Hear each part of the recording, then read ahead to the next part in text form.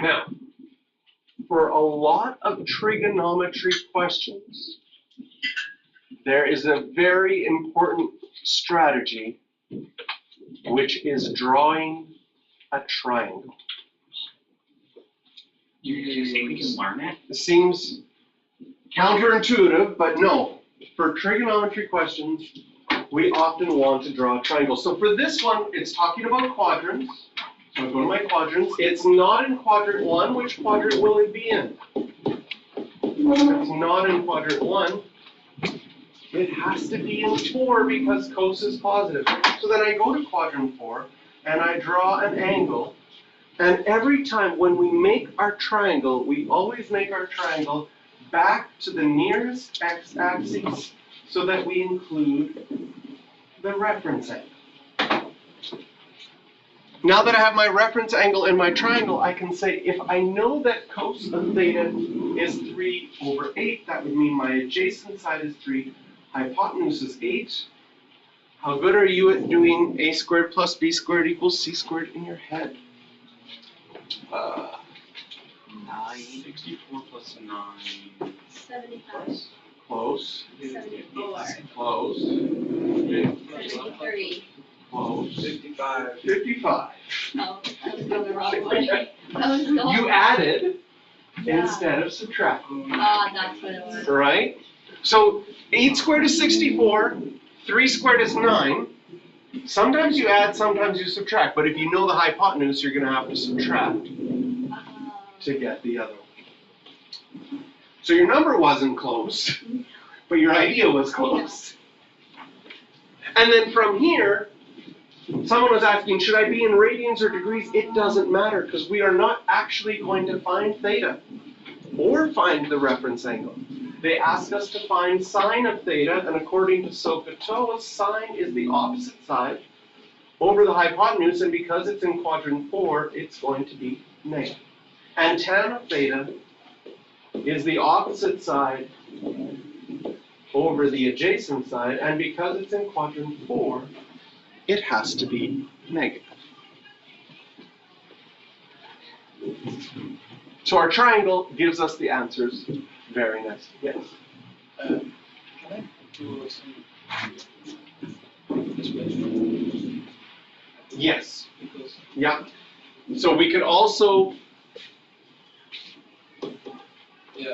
so the idea is using the big idea of sine squared theta plus cos squared theta equals 1. You could do that as well. But part of the problem sometimes with this, okay, first of all, you're dealing with fractions. So I could find sine, but now plus 3/8 has to get squared.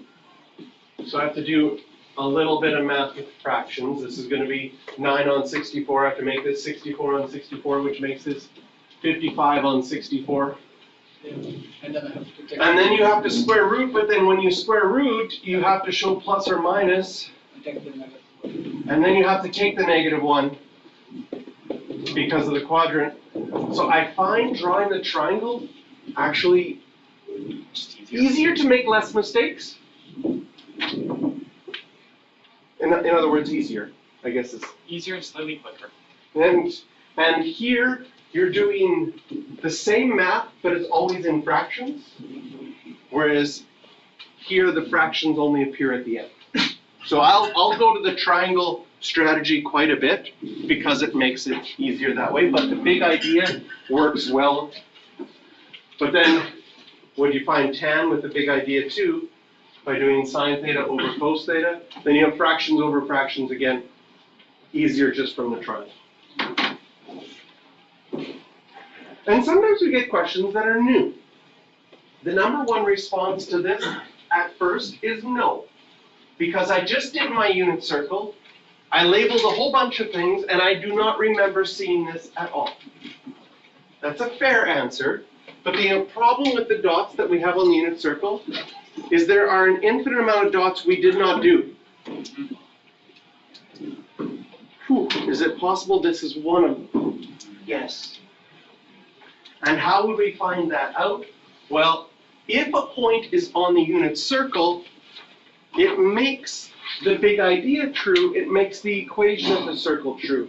Remember, the equation of the circle is that, the unit circle, sorry, the equation of the unit circle is that x squared plus y squared equals 1. This is related to the big idea that sine squared theta plus cos squared theta is equal to 1.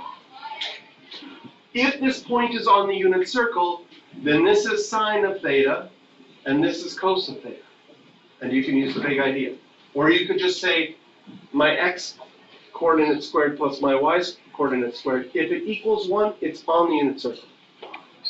So this is really what we're asking, is root 3 over 3 squared plus root 6 over 3 squared equal to question mark 1.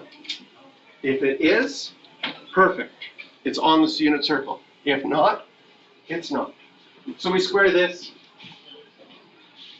We get 3 on 9. Square this, we get 6 on 9. Add them together. Oh, and we got 9 on 9. We didn't get 1. Oh, wait a minute. It's equal to 1. So the answer is yes.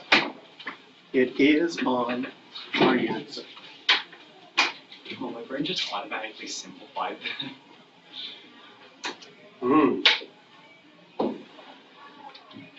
I would do this one too. This is cos theta. It's in quadrant 3. I draw quadrant 3. I go back to my nearest x-axis. I label my reference angle. And then cos is adjacent over hypotenuse. Anybody recognize this triangle? The famous one like the 3, 4, 5. It's the 5, 12, 13 triangle. You never seen the famous 5, 12, 13? Well, there it is. Nice to meet you. And then from here, if y is sine of theta, and sine of theta is opposite over hypotenuse, then y is equal to -5 over 13.